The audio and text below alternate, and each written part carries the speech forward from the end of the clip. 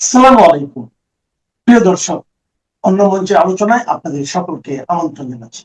ভারতে না গিয়ে চীন সফরে চলে গেছেন তারেক রহমান বলে তারেক রহমানের পররাষ্ট্র নীতির সমর্থক অনেক বিশ্লেষক বলছেন বটে, কিন্তু চীন ভারতের মধ্যে যখন একটা বড় ধরনের ঐক্যের সম্ভাবনা ক্রমাগতভাবে দেখা যাচ্ছে এবং দেখা যাচ্ছে যে দুই দেশের শীর্ষ পদগুলোতে ক্রমাগতভাবে আলোচনার দুয়ার খুলছে এবং দুদেশই এগিয়ে দিচ্ছে তাদের মৈত্রীর হাত সীমান্তে, এত বড় ধরনের স্পর্শকাতর সমস্যা থাকা সত্ত্বেও তখন সম্ভবত আমরা চীনপন্থী, তাই আমরা ভারতের সঙ্গে সম্পর্ক রাখি না, এমন কোনো পররাষ্ট্র নীতি যে আর এই সময়টায় এসে আন্তর্জাতিক সম্পর্কের ক্ষেত্রে কাজ করে না তা বলাই বাহুল্য।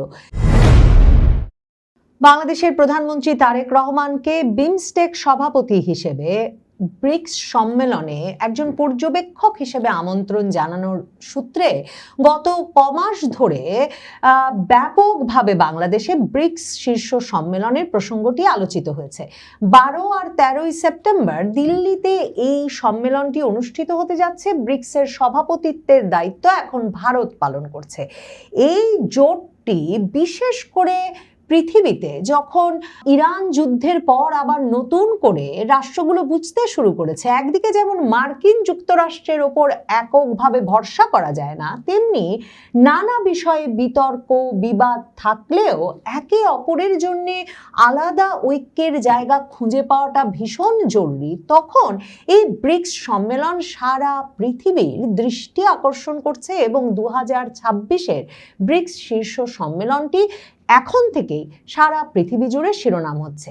বাংলাদেশের প্রধানমন্ত্রী তারেক রহমান এই ব্রিক্স শীর্ষ সম্মেলনে যোগ দিতে যাচ্ছেন না, এর আউটরিচ এফোর্টের অংশ হিসেবে আমন্ত্রণ পেয়ে পর্যবেক্ষক হিসেবে তা একরকম নিশ্চিত, এবং তা নিয়ে বাংলাদেশ ভারতের পত্রপত্রিকায় ব্যাপক চর্চার পর তা যখন একরকমের স্তিমিত হয়ে পড়েছে, এখন ব্যাপকভাবে বিশ্বজুড়ে যে খবরটি শিরোনাম হচ্ছে সেটা হচ্ছে ব্রিক্স সম্মেলন উপলক্ষে ভারতের নয়াদিল্লিতে ওই 12-13 সেপ্টেম্বর সফর করতে যাচ্ছেন 7 বছর পর চীনের প্রেসিডেন্ট শি জিনপিং।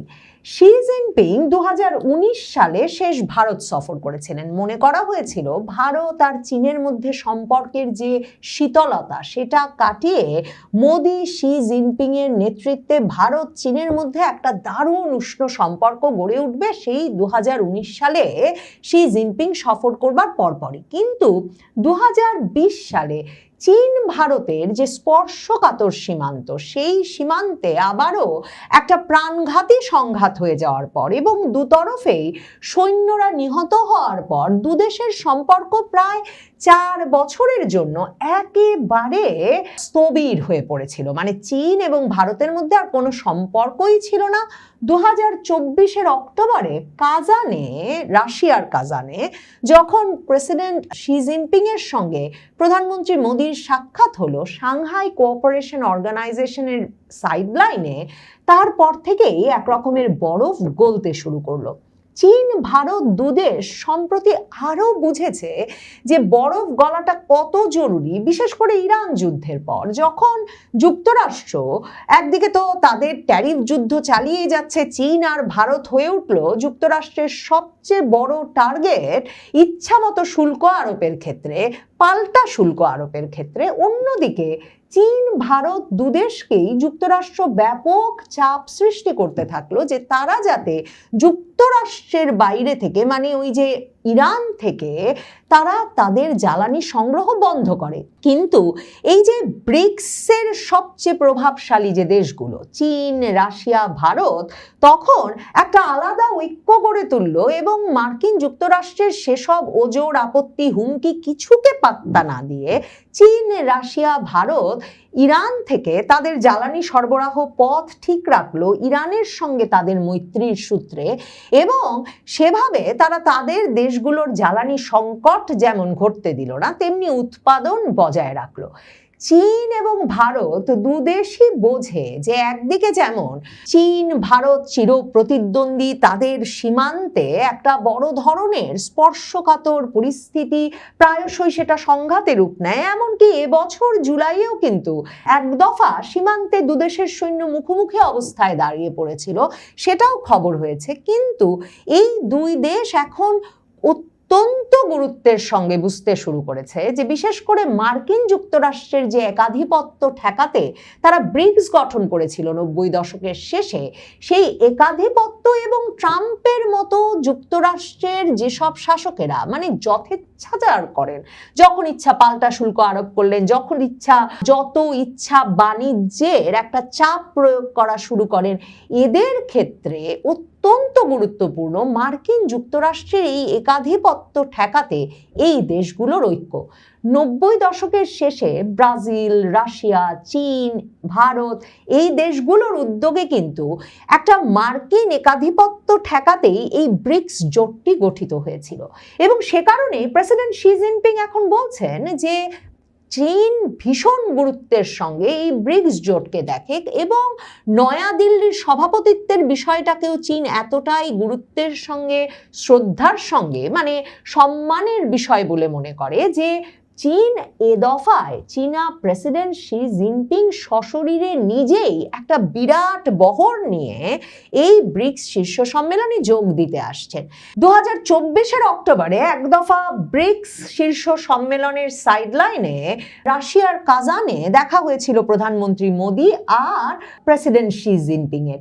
এরপর 2025-এ এসে সাংহাই কোঅপারেশন অর্গানাইজেশনের সাইডলাইনেও চীনের শহর তিয়ানজিনে সফর করেন প্রধানমন্ত্রী মোদি এবং সে সময়ও প্রধানমন্ত্রী মোদির সঙ্গে প্রেসিডেন্ট শি জিনপিং এর সাক্ষাৎ হয়। এরপর 7 বছর বাদে অবশেষে প্রেসিডেন্ট শি জিনপিং এ দফায় ভারত আসছেন, সর্বশেষ মুহূর্তের প্রস্তুতি চলছে, সেটা এখন সংবাদ মাধ্যমের খবর। এবং শি জিনপিং আসছেন 400 জন চীনা কর্মকর্তাকে সাথে নিয়ে, এবং চীনের বিভিন্ন কর্মকর্তারা এখন ভারতের নয়াদিল্লিতে এই 400 জনের বিশাল বহরের থাকা, নিরাপত্তা, এসব বিষয়গুলো খতিয়ে দেখতে শেষ মুহূর্তের প্রস্তুতিতে ব্যস্ত বলে রয়টার্স থেকে শুরু করে ভারতের শীর্ষস্থানীয় সংবাদপত্রগুলো খবর দিচ্ছে। কারণ চীন এবং ভারত এখন ঠিক করেছে যে শুধুমাত্র একটা বিষয়ে, ওই যে সীমান্তে ভীষণ স্পর্শকাতর একটা সম্পর্ক, সেই বিষয়টাতে যেমন আটকে থাকা যাবে না, তেমনি ভারত একদিকে যেমন মার্কিন যুক্তরাষ্ট্র বরাবর ভারতকে বলে তাদের ইন্দো প্যাসিফিক অঞ্চলের নিরাপত্তা অঞ্চলের নেতা হিসেবে যে এই অঞ্চলে চীনের আধিপত্য ঠেকিয়ে রাখতে নাকি ভারতই তাদের সবচেয়ে বড় মিত্র, কিন্তু ভারত টের পাচ্ছে যে এই অঞ্চলে চীন ছাড়াও মার্কিন যুক্তরাষ্ট্র তার জন্য যথেষ্ট নিরাপত্তা ঝুঁকি এবং বিবাদ তৈরি করছে। কাজেই ভারত এই জায়গায় চীনের সঙ্গে সম্পর্কটাকে স্থবির করে রাখা গুরুত্বপূর্ণ মনে করছে না। এমনকি এই যে ব্রিক্স জোটটা, সেই জোটটাকে বিশেষভাবে একটা ডলার বিরোধী জোট হিসেবে দেখা হয়। মানে ডলারের জোরে মার্কিন যুক্তরাষ্ট্র যে সারা পৃথিবীর বাণিজ্যকে নিয়ন্ত্রণ করছে, এই ব্রিক্স জোট বলে যে অর্ধেকের বেশি জনসংখ্যা এই ব্রিক্স জোটভুক্ত দেশগুলোতে আছে এবং এই দেশগুলোতেই পৃথিবীর 1/4 বেশি বাণিজ্য ঘটছে। এমন অবস্থায় শুধুমাত্র ডলারের ওপর নির্ভর করে থেকে মার্কিন আধিপত্য মেনে নেওয়ার সময় শেষ হয়ে গেছে, যে কারণে দেখবেন যে এমনকি রূপপুর পারমাণবিক প্রকল্পের ঋণ পরিশোধে রাশিয়া কিন্তু বাংলাদেশকে রুপিতে সেই ঋণ পরিশোধের আহ্বান জানিয়েছে। এই যে একটা পরিস্থিতি, একটা মার্কিন আধিপত্য ঠেকাতে চীন, রাশিয়া, ভারতের মতো গুরুত্বপূর্ণ অর্থনৈতিক শক্তিগুলোর জোট, যেখানে ব্রাজিল আছে, যদিও ব্রাজিলের সরকার প্রধান লুলা ডি সিলভা এবার আসতে পারছেন না কারণ ব্রাজিলের পরপরই নির্বাচন আছে, কিন্তু এই ব্রিক্স সম্মেলনে এসে শুধু যে শি জিনপিং যুক্ত হচ্ছেন তাই কিন্তু নয়। শি জিনপিং 400 জন নিয়ে ভারত আসছেন, ভারতকে সরাসরি বার্তা দিচ্ছেন যে ভারত এবং চীনকে আরো ঐক্যবদ্ধ হতে হবে, দুদেশের সম্পর্ক ভালো রাখতে সীমান্তে শান্তি বজায় রাখা যেমন জরুরি, তেমনি সীমান্ত নিয়ে যে স্পর্শকাতর ইস্যুগুলো আছে সেগুলো নিয়ে একদিকে আলোচনা চলবে, কিন্তু অন্যদিকে দুদেশের মধ্যেকার বাণিজ্যিক অংশীদারিত্ব এবং আঞ্চলিক নিরাপত্তা বজায় রাখতে যেসব অংশীদারত্ব সেগুলো আরো এগিয়ে নিয়ে যেতে দুদেশকেই সক্রিয় ভূমিকা রাখতে হবে।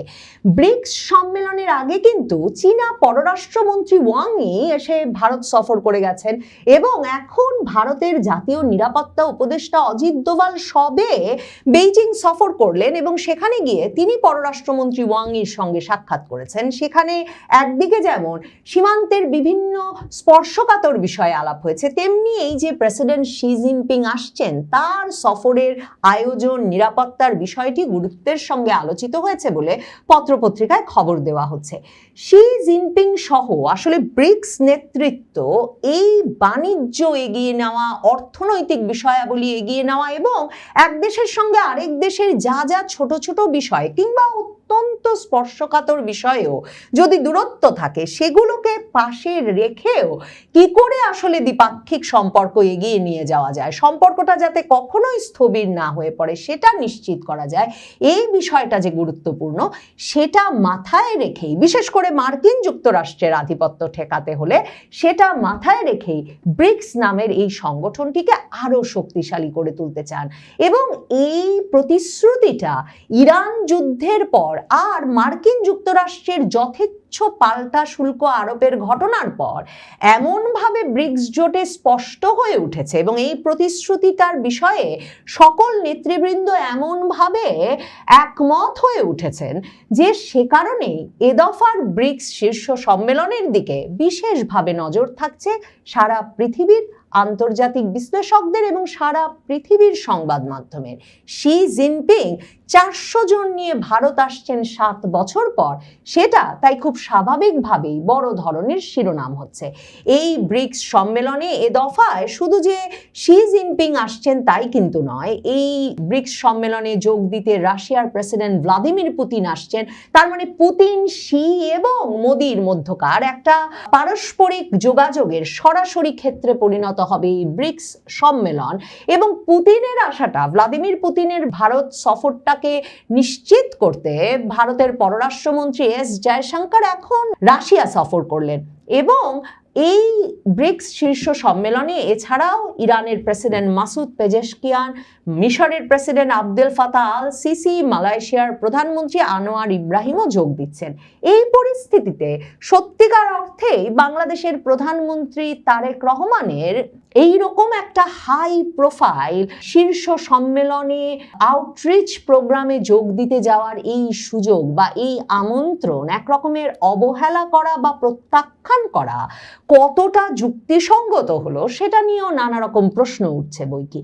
কারণ যেই চীনের সঙ্গে ঘনিষ্ঠতা দেখাতে গিয়ে ভারত সফর থেকে বাংলাদেশ পিছিয়ে আসছে বা ভারতে না গিয়ে চীন সফরে চলে গেছেন তারেক রহমান বলে তারেক রহমানের পররাষ্ট্র নীতির সমর্থক অনেক বিশ্লেষক বলছেন বটে, কিন্তু চীন ভারতের মধ্যে যখন একটা বড় ধরনের ঐক্যের সম্ভাবনা ক্রমাগতভাবে দেখা যাচ্ছে এবং দেখা যাচ্ছে যে দুই দেশের শীর্ষ পদগুলোতে ক্রমাগতভাবে আলোচনার দুয়ার খুলছে এবং দুদেশই এগিয়ে দিচ্ছে তাদের মৈত্রীর হাত, সীমান্তে এত বড় ধরনের স্পর্শকাতর সমস্যা থাকা সত্ত্বেও তখন সম্ভবত আমরা চীনপন্থী, তাই আমরা ভারতের সঙ্গে সম্পর্ক রাখি না, এমন কোনো পররাষ্ট্র নীতি যে আর এই সময়টায় এসে আন্তর্জাতিক সম্পর্কের ক্ষেত্রে কাজ করে না তা বলাই বাহুল্য।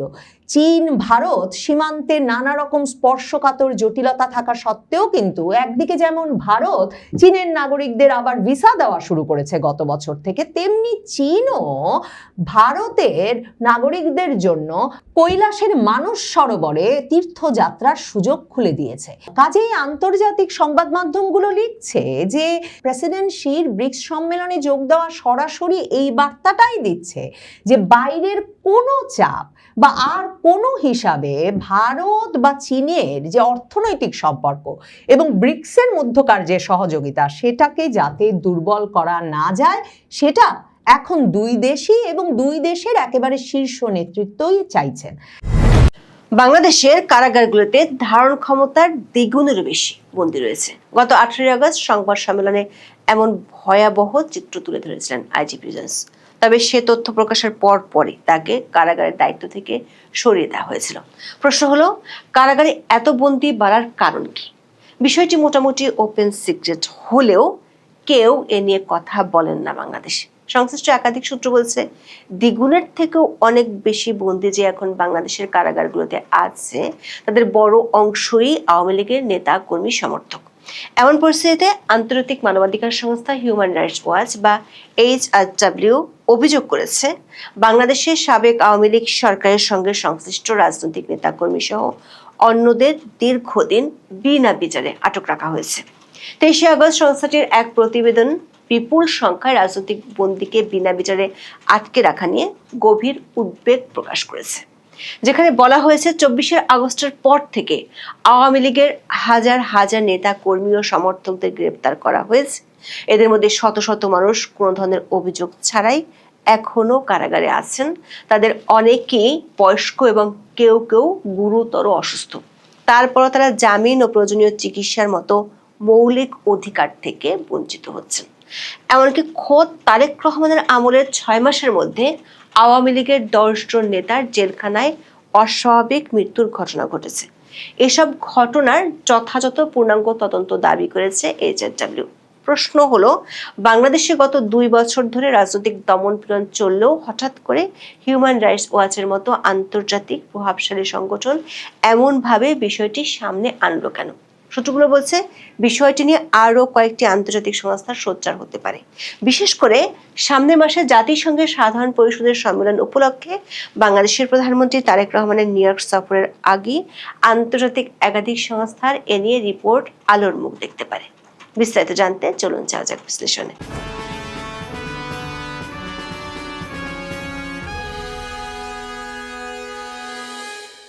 গত 18 আগস্ট কারা অধিদপ্তরের সম্মেলন কক্ষে সংবাদ সম্মেলনের আয়োজন করা হয়। সেই সংবাদ সম্মেলনে সদ্য বিদায়ী কারা মহাপরিদর্শক ব্রিগেডিয়ার জেনারেল সৈয়দ মোতাহার হোসেন জানান, বাংলাদেশে এখন 60টি জেলা কারাগার এবং 15টি কেন্দ্রীয় কারাগার রয়েছে। এসব কারাগারে বন্দীর ধারণ ক্ষমতা 45,000। এর বিপরীতে বর্তমানে বন্দীর সংখ্যা 98,000, যার অর্থ হলো ধারণ ক্ষমতার দ্বিগুণের বেশি বন্দী আছে দেশটির কারাগারগুলোতে। এমন পরিস্থিতিতে কি ধরনের সমস্যা হচ্ছে সেটিও জানিয়েছিলেন ব্রিগেডিয়ার জেনারেল সৈয়দ মোতাহার হোসেন। বলেছিলেন, ধারণ ক্ষমতার সমস্যার কারণে অনেক দুর্ধর্ষ আসামিকে আলাদা করে রাখা যাচ্ছে না। কিছু দুর্বলতার কারণে সাধারণ আসামিরা হয়তো কারাগারে জঙ্গিদের সংস্পর্শে এসেছে। এমন বক্তব্যের একদিনের মধ্যেই কারাগারের দায়িত্ব থেকে সরিয়ে দেওয়া হয় এই কর্মকর্তাকে। 19 আগস্ট তাকে সেনাবাহিনীতে ফিরিয়ে নেওয়া হয়। এ নিয়ে সামাজিক মাধ্যমে ব্যাপক আলোচনা শুরু হলে কারা অধিদপ্তর থেকে একটি ব্যাখ্যাও দেওয়া হয়। বলা হয়, কারা মহাপরিদর্শক সৈয়দ মোহাম্মদ মোতাহার হোসেনের বদলিকে কেন্দ্র করে সরকারের বিরুদ্ধে অপপ্রচার চালানোর অভিযোগ উঠেছে। তার প্রত্যাবর্তনের আদেশকে কেউ কেউ ইচ্ছাকৃতভাবে বদলি বাতিল বা প্রত্যাহার হিসেবে প্রচার করছে। তবে সংশ্লিষ্ট নথিপত্র পর্যালোচনায় দেখা যায়, নিউ ইয়র্কে বাংলাদেশ মিশনের ডিফেন্স অ্যাডভাইজার হিসেবে তার নিয়োগের প্রক্রিয়া আগেই শুরু হয়েছিল। ফলে সাম্প্রতিক সংবাদ সম্মেলনের সঙ্গে এ নিয়োগের কোনো সম্পর্ক নেই বলে দাবি করা হয়েছে। সংশ্লিষ্ট পক্ষ থেকে যাই দাবি করা হোক না কেন, সূত্রগুলো বলছে, বাংলাদেশের কারাগারগুলোতে এখন তিল ধারণের ঠাঁই নেই। ধারণ ক্ষমতার বেশি বন্দী আগে থেকে থাকলেও পরিস্থিতি এতটা গুরুতর ছিল না, যেখানে জঙ্গিদের মতো দুর্ধর্ষ আসামিদের সাথে সাধারণ বন্দীদের রাখা হতো। প্রশ্ন হলো, পরিস্থিতি এত ভয়াবহ আকার ধারণ করার কারণ কি? উত্তরটা সবারই জানা। বলা যায়, একেবারেই ওপেন সিক্রেট। গত 2 বছর ধরে কখনো অপারেশন ডেভিল হান্ট কিংবা কখনো পুলিশের সন্ত্রাস বিরোধী অভিযানের নামে হরে ধরে আওয়ামী লীগের নেতা কর্মীদের গ্রেপ্তার চলছে। মুক্তিযুদ্ধের স্মৃতি বিজড়িত 32 নম্বরের কেউ শ্রদ্ধা জানাতে গেলে, এমনকি স্কুল কলেজের কিশোররা পর্যন্ত জয় বাংলা স্লোগান দিলে কিংবা নিজ বাসায় জড়ো হয়ে স্মৃতিচারণের গ্রেপ্তারের ঘটনা ঘটেছে।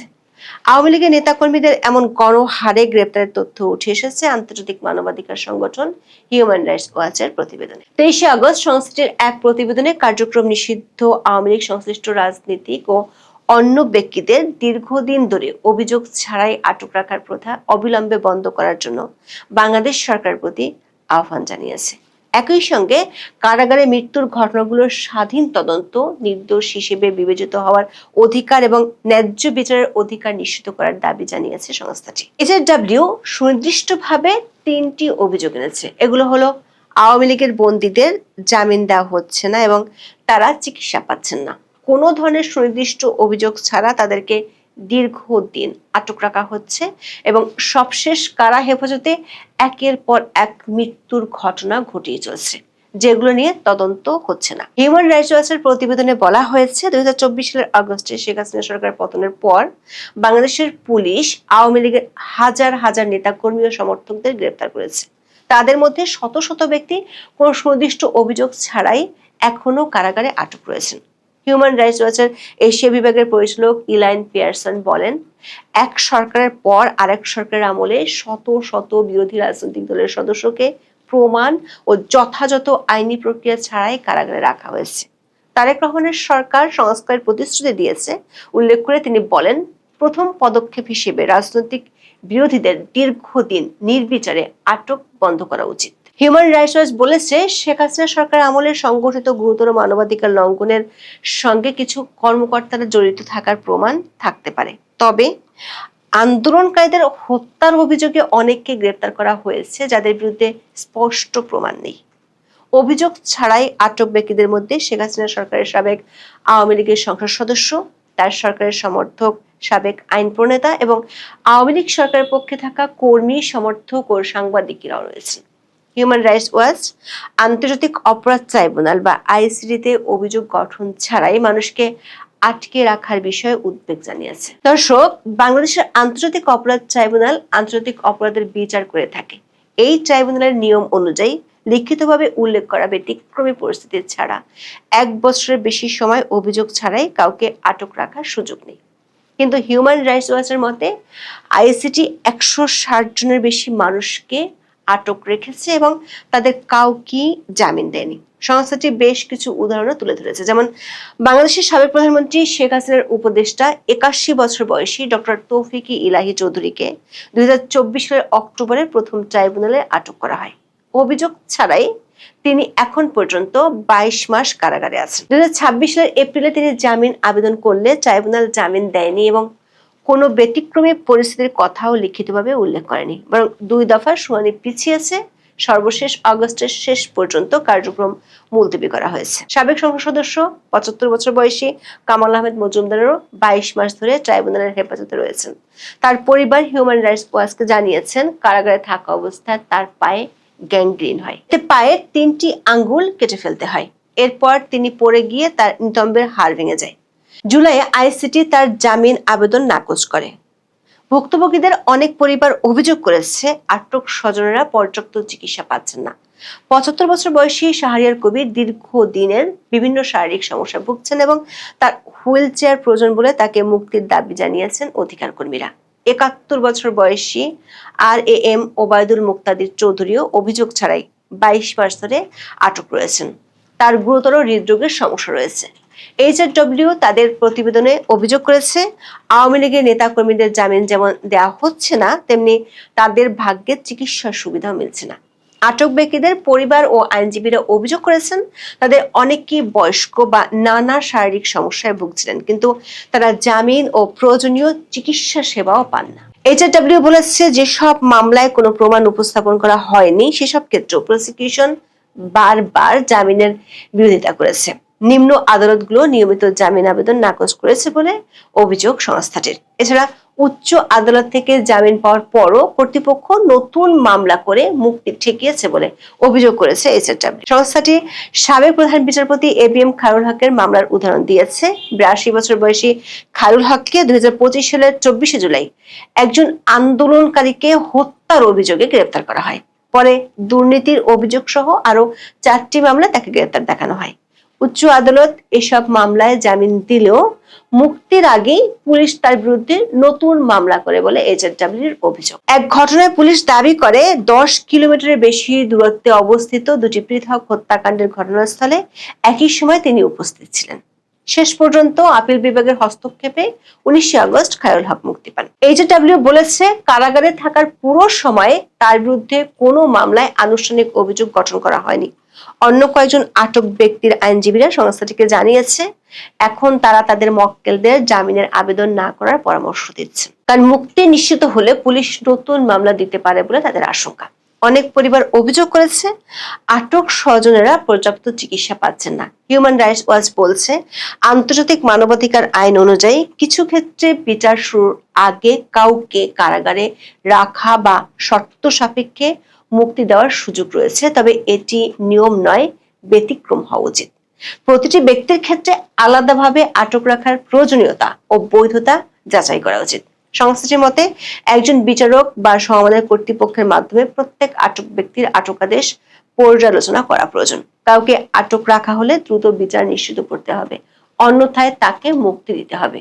বিচার শুরুর আগের যে কোনো বিধিনিষেধ ব্যক্তি স্বাধীনতা, নির্দোষ হিসেবে বিবেচিত হওয়ার অধিকার এবং আইনের দৃষ্টিতে সমতার অধিকারের সঙ্গে সামঞ্জস্যপূর্ণ হতে হবে। এইচএডব্লিউ একটি গুরুতর অভিযোগ হলো, গত 2 বছর ধরে কারাগারে থাকা অবস্থায় অনেক আওয়ামী লীগের নেতা কর্মী মারা যাচ্ছেন, যেটি ঘটছে বিএনপি সরকার ক্ষমতায় আসার পরও।